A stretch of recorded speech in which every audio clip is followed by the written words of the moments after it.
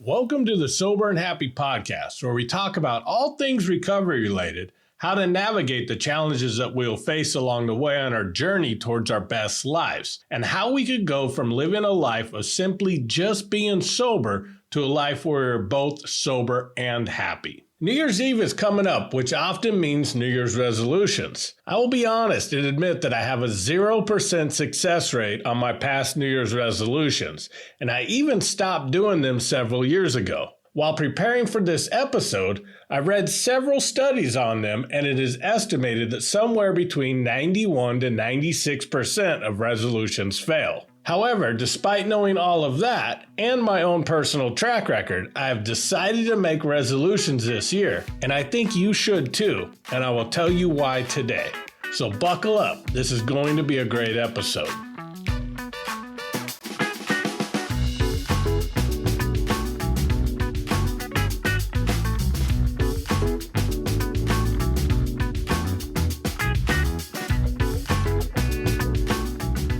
Happy New Year's!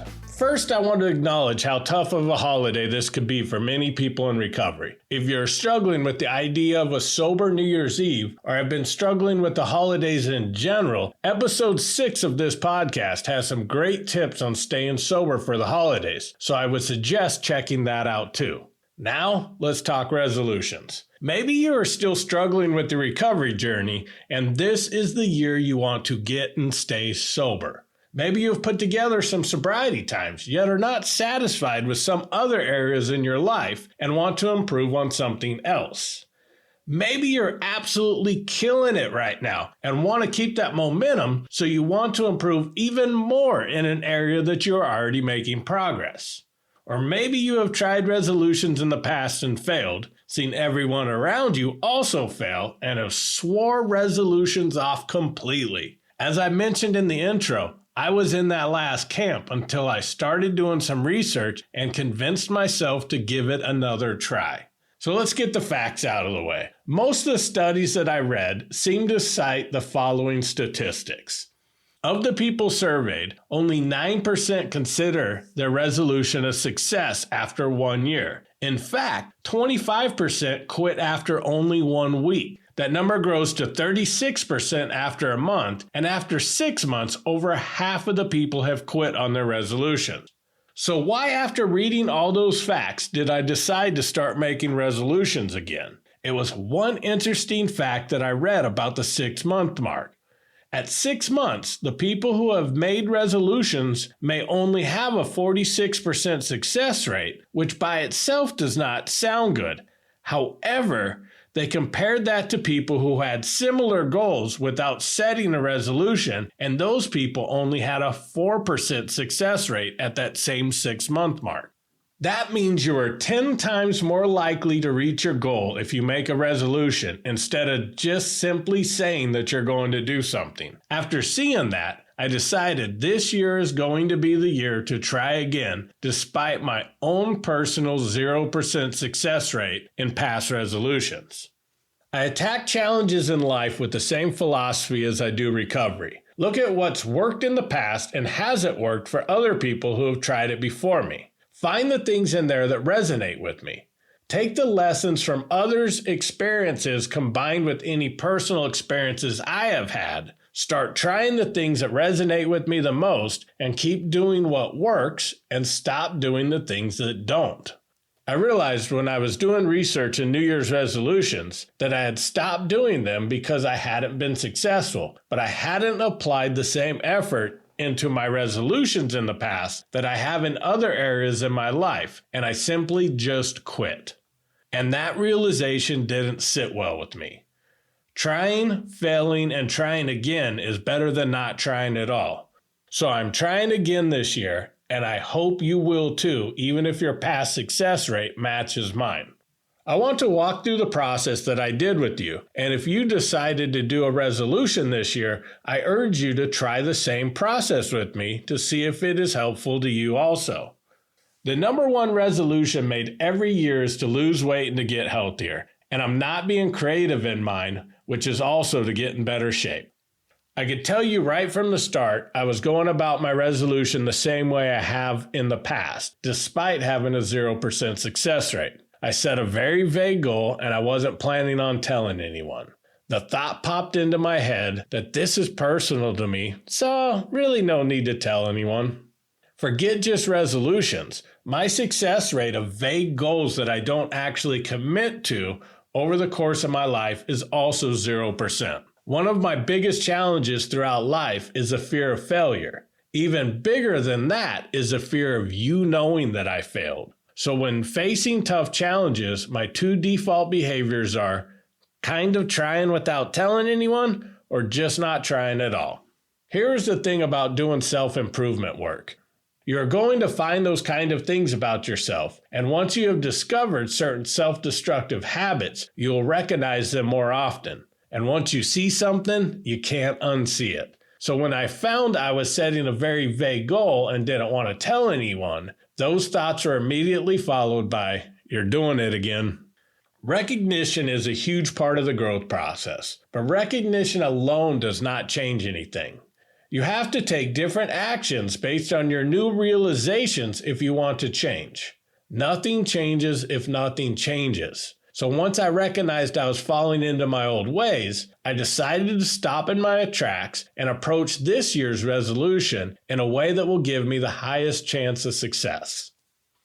There are many methods that have been created to help with achieving goals, but the one that I found that has a foundation that works best with me is a method created in the 80s called SMART goals. The three biggest categories that cause failure for achieving a goal is that they are based on what someone else or society is telling you to change, the goals are too vague, or there is not a realistic plan for achieving the goal. SMART is an acronym that addresses those challenges. It stands for specific, measurable, achievable, relevant, and time-bound. So let's go back to my original goal and apply this method to it and see how it shifts. If you have a resolution, I suggest following along. If you don't have one, why not try again with this new approach and see what happens? Trying and failing is better than not trying at all. The first measure is to see if the goal is specific. I said I wanted to get in better shape, so it definitely fails that test. To make this specific, it has to be absolutely clear.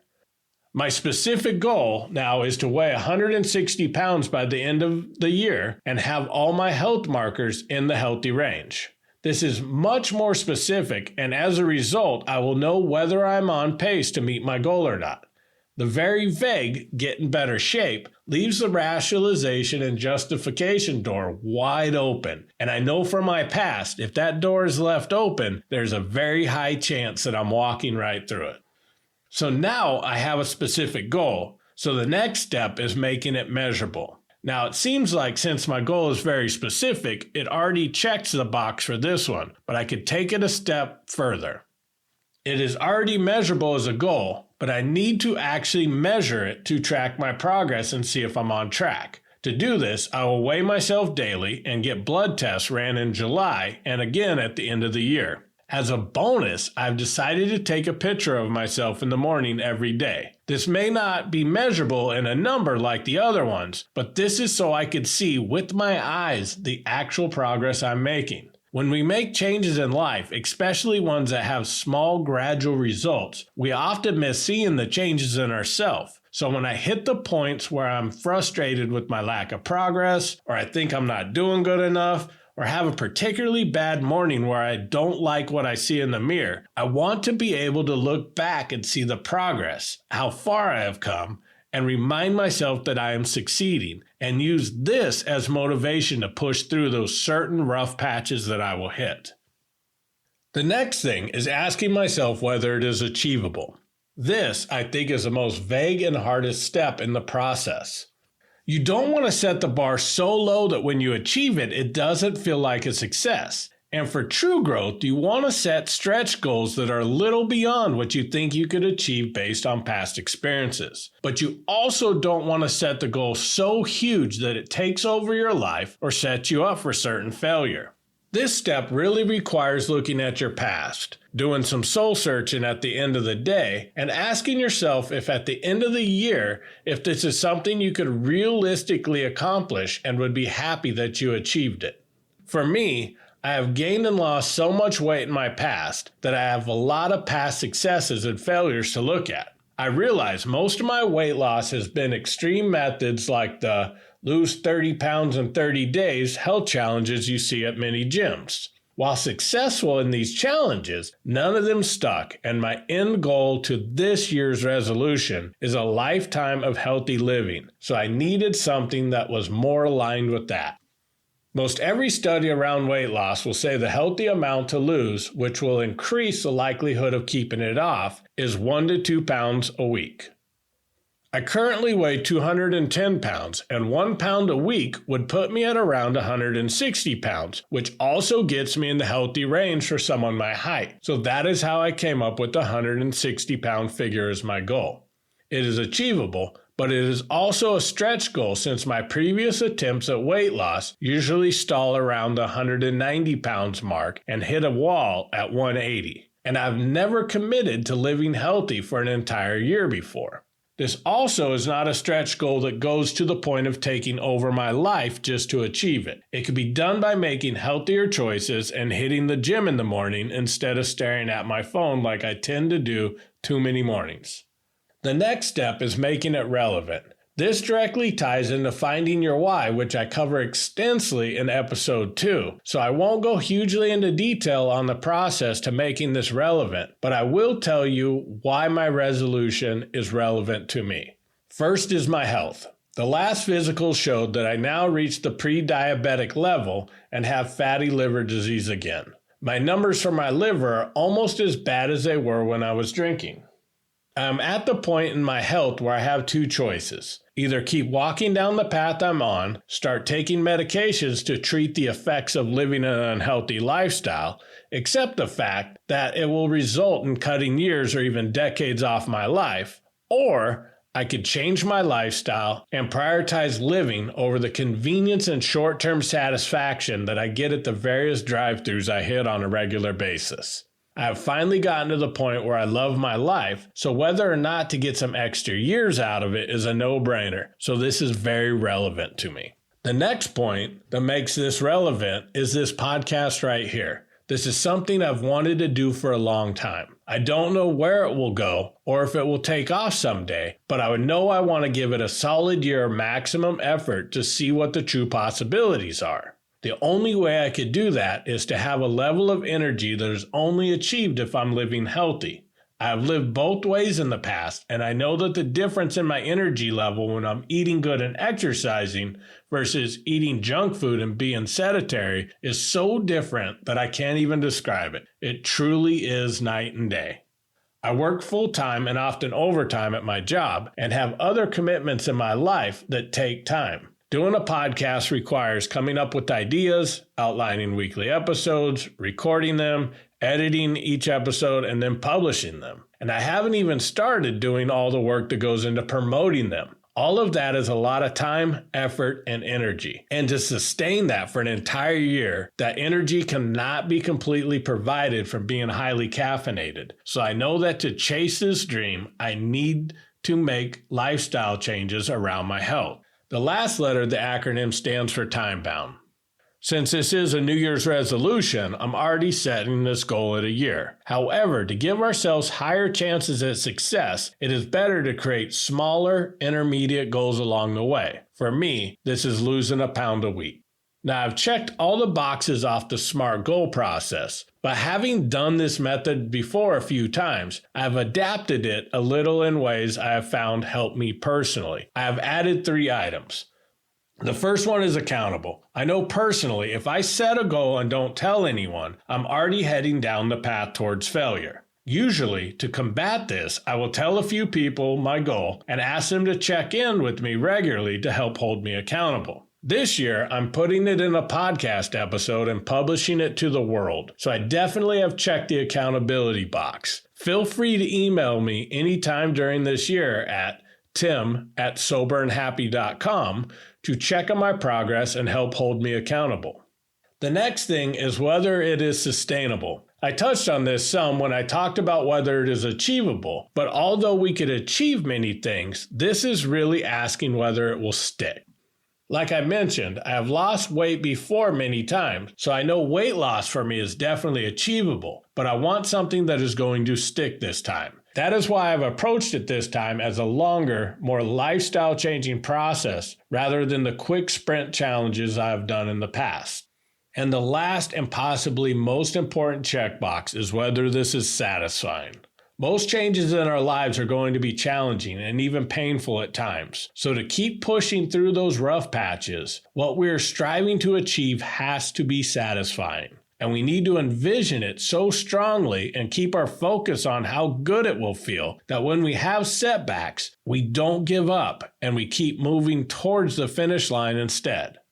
So those are my additions to the SMART method of goal setting. I added accountable, sustainable, and satisfying. And since SMART is an acronym and I added to it, you might have noticed that I turned SMART goals into SMART-ass goals. So that is it for my New Year's resolution. I encourage you to pick one and try yourself regardless of whether you have failed in the past or not.